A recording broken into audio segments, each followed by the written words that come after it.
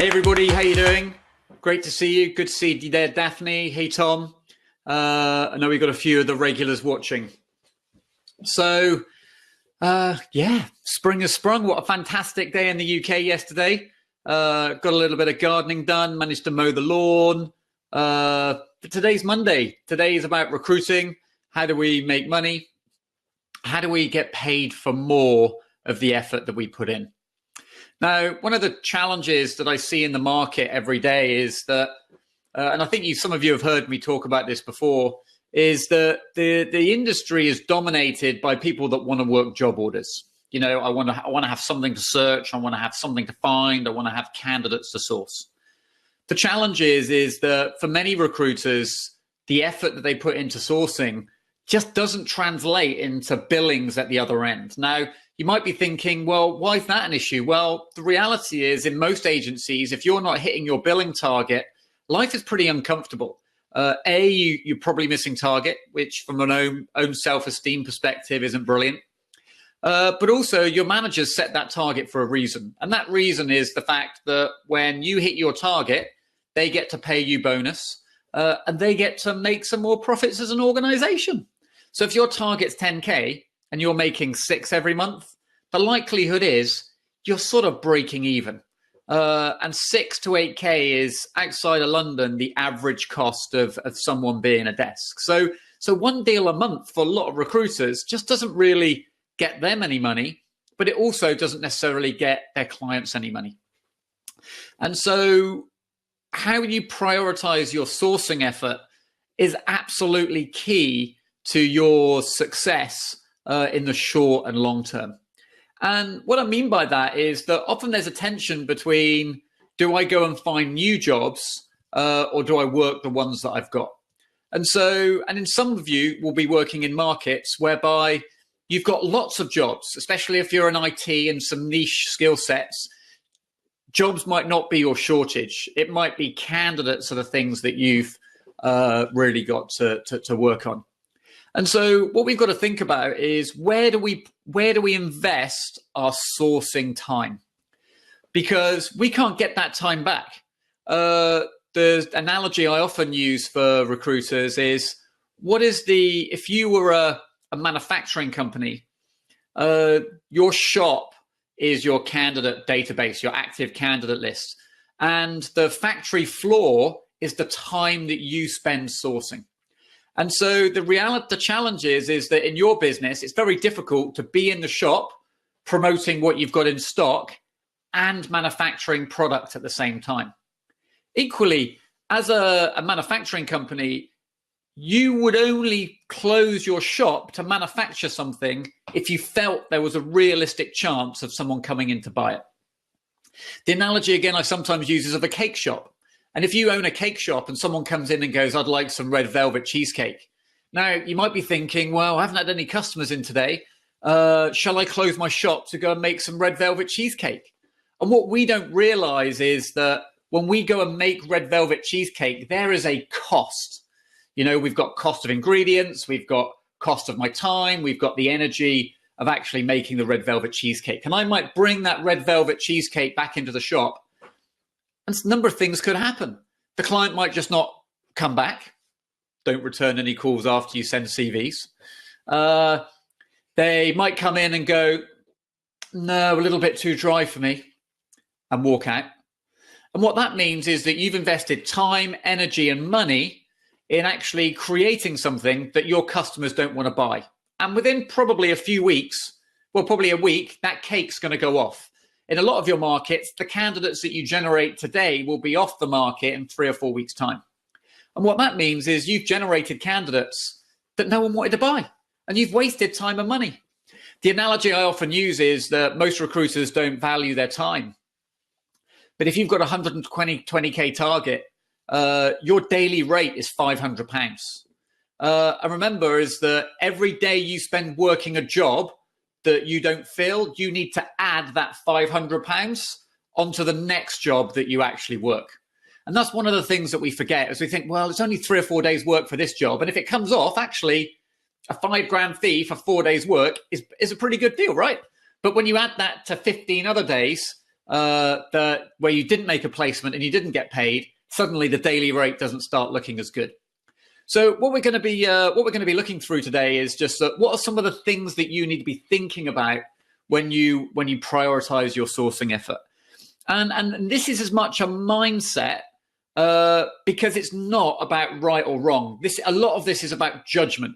It's about you using your judgment as to what you think is the optimal amount of effort you put into every job, because you'll be able to argue either way whether you should put more or less. But the best consultants I see is that they don't need their manager to be reminding them of where they put their sourcing effort, because they've got the mindset where they are able to assess themselves. And sure, sometimes there's going to be clients that you know and like that you might feel like you need to put more effort in, but you know logically that you're not. Now, sometimes if a client's given me loads of business, of course I'll go and work a niche role for them because they've sort of earned that right, okay? But if a client only ever gives me niche roles, no matter how much I like them, it's just not really going to be worth my while actually working these jobs. So what I'm going to do is I'm going to share my screen. And how do I do that here? There we are. I'm going to share my screen and I'm going to highlight a few things that you want to do. So firstly, just can everyone tell me that they can see the Word document? Just type in, okay. Great, we can see. Brilliant. I know I have tech challenges sometimes. Thanks, Daphne. Thank Donna. Thank Tom. So let's go through. I'm going to go through a few criteria that we want to think about. So the first thing that we want to think about is what level of competition do you have? What level of competition do you have for the role that you've got? How many agencies are working this vacancy? How long has the vacancy been around for? What is the quality of the internal recruitment team? So for instance, if I'm recruiting relatively low level roles and they've got an internal recruiting team, unless it's a skill set I know they're not going to be able to recruit, I'm facing pretty stiff competition because they're always going to see the internal recruiting team candidates before mine. And so what we've got to think about is that what are the positive indicators in this and what are the negative indicators? So a positive indicator could be you've got the job first. You've heard about this job before everybody else and you've got 48 hours to sort of have a head start. The client might be paying you a retainer. You might be the only agency that knows about the role, but I'm always a little bit skeptical about that. But if you feel you've got the first call and you've got a head start, that's a really positive indicator. That should be a driver for you to think, you know what, I should be putting some time and effort into this. Negative indicators is if it's with two or more competitors or it's been in the open market for a couple of weeks. It doesn't mean to say this is the make or break. And I know some managers sometimes go, we only work exclusive business. And there's a lot to be said for that.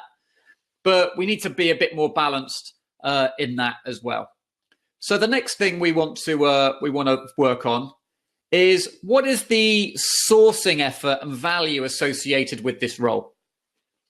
So let's say, for example, if I recruit in South Wales, like some of the people on the call here. So if I'm in South Wales and my core market is South Wales, if I get a job for a PHP developer in South Wales and that's my core market, and it's my core discipline, you know, I'm going to be, that's a pretty good indicator for me. And the reason is that when we're thinking about sourcing effort, it's about, do I have the candidate today? But if I don't have the candidate today, if I do generate a candidate, do I have anywhere else that I can sell it? And so sometimes you'll have a client and they'll want like a full stack Python developer in Aberystwyth with 1 day a month in Aberdeen. And you don't know any other clients that want full stack Python developers in Aberystwyth or Aberdeen. And what that means is that it's high sourcing effort and the candidate is of low value. And so what you want to be thinking about is that if it's a role where you've got the candidates already, like a client says, I want a broker in London, they need to be able to do motor insurance, and you've got a candidate with motor insurance, that's really low sourcing effort. I've got someone already. Let's send them across. But say, for example, if it's a harder to source role, which I know a lot of you recruit for, but you know if you find a candidate for that role that you've got somewhere else to send them, then hey, invest a little bit of effort, because actually, it's not the job isn't as much somewhere where you're going to make the placement, but the job is what you use for candidate generation and building rapport with candidates. So I'm reminded of when one of my colleagues got a financial controller role once for an adult TV channel. And whilst we were all sort of laughing, what my colleague did is like, I'm not going to fill this role. I'm probably not going to find anyone, but I'm going to call all my senior level candidates and have a good bit of banter. And so sometimes jobs, a bit like there's candidates that you put forward for interview and there's candidates that you spec because they might not be good enough to get the job because of their personality, but their CVs look fantastic. The same goes for jobs that you work. If you can use a job to source great candidates, so it might be, I've got a client and they do a lot of work in Milton Keynes, and they recruit for Argos, and they use the brand of Argos to recruit candidates that they then place in sort of Tin Pot and Co. Down the road. So what is the sourcing effort and what is the value? If it's high sourcing effort and the candidates of low value, you've really got to watch what you do. But if you do go for a high sourcing effort candidate and they're of high value candidate, you've got to be committed to doing the business development and the marketing, because most of the value of that sourcing effort is going to come from you placing that candidate with other companies rather than in the company that you've got at the moment. So let's go to the third area. So let's think about the client relationship and influence. Have you met the client face to face? If the client won't meet you face to face, then you should begin to be a little bit suspect. I always struggle when you've got clients that only want to communicate over email, because for me, it makes it really difficult to get any understanding of the spec behind the spec. But if you're dealing with the line manager and they're returning your calls and they seem committed to recruit, then we're probably going to be quite excited about that. And so good indicators we're looking for is that we're dealing with line managers directly. You've maybe met the line manager. There's a positive dialogue from the client, which means they're returning your calls, they respond to emails quickly. When you send a CV, they get back to you quickly. If you feel like you've got a responsive client, then you want to give a bit more effort. And so one of the things that frustrates me sometimes is that you're giving all your energy and effort to clients that really don't care whether you live or die. And that's just not fair. But it's sort of a position that you put yourself in. And so it's really important that you consider that when you're prioritizing your effort. Do I really want to help this client out? Are they working in a way that means I feel that I'm actually going to get paid for my time? The next area is, what is their urgency to recruit? One of my favorite questions when I take a briefing from a client is, who's covering the workload today? And if they say, well, we've got someone working their notice, I go, well, how long are you going to, what's your plan when they leave? What's your plan when that workload isn't being covered? Because what I want to know, what I'm looking for when I work with a client is I'm looking for a burning platform. I'm looking for someone that needs to recruit, because if that work doesn't get done, bad things happen in that team. The line manager's reputation might be affected. They might miss a deadline. They might miss a statutory reporting schedule. I want it whereby that client is absolutely committed to moving as fast as possible. When clients go, well, it's a new role, we're sort of covering it internally, we're waiting for the right person, that's just a recipe for disaster.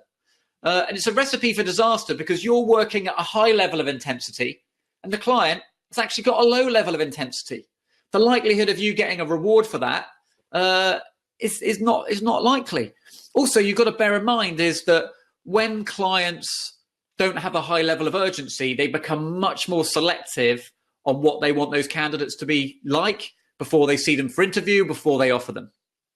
And so when they become more selective, again, they become more picky about the candidates that you've spent your hard time generating or manufacturing.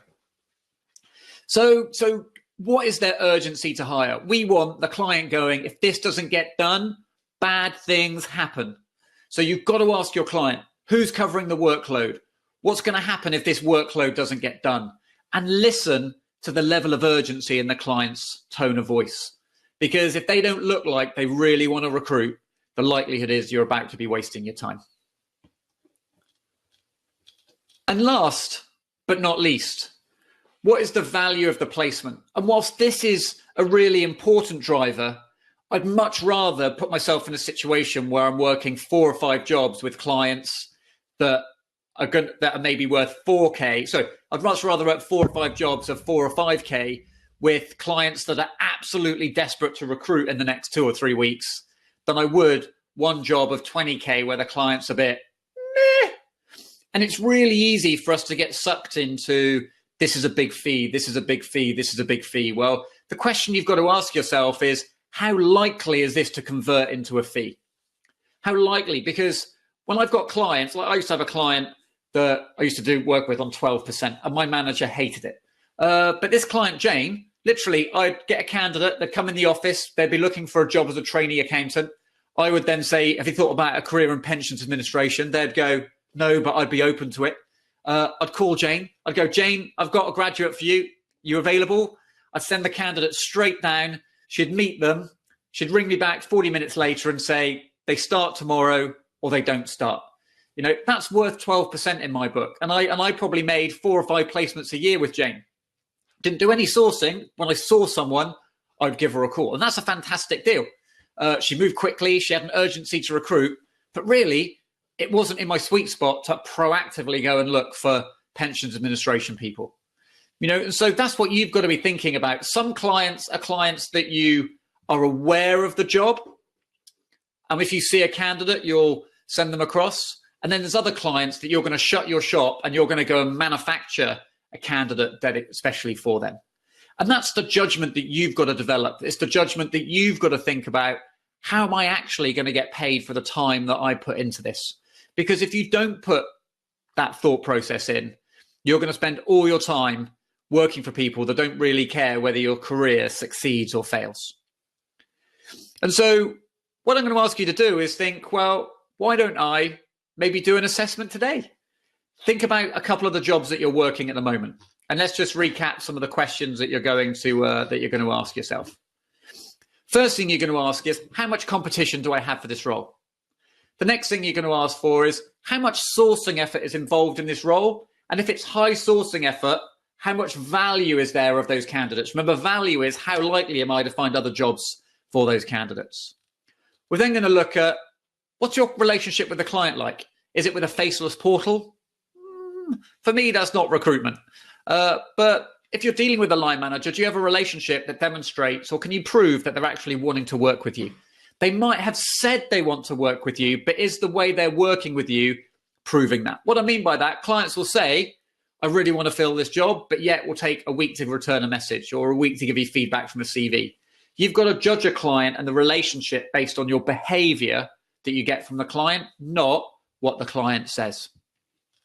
Then think about the urgency to hire. What's the consequences? What's the burning platform that they've got?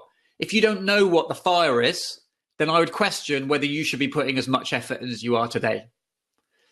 And lastly, but not least, what is the value? You know, and value doesn't dominate, but what it does do is mitigate that. So it might be that if it's a non-core role and it's a 25% fee, it buys a bit more of my proactive sourcing effort. It doesn't own me, however, because the promise of 25 is 0 if I don't make a placement. And that's what we've got to be thinking about every day. Where do I spend my time on people that I think are going to be hiring and people where I can make a placement? And that's what it's all about. So what are you going to do with what we've covered? Are you going to just keep on doing what you do already? Or are you going to start to think more about the effort that you're putting in and how likely you are to get paid? Remember, we're in recruitment to make placements because we know that helps people's careers, both from a client and a candidate perspective, and it helps us hit our targets so we can earn what we want to earn too. This has been another Recruiting Gym Learning Live. This video will be in the gym in the next 24 hours. Please feel free to ask any more questions if you want to discuss further how to prioritise vacancies, and the handout will also be in the Recruiting Gym too, so you can use this going forward. See you soon. Take care now. Bye.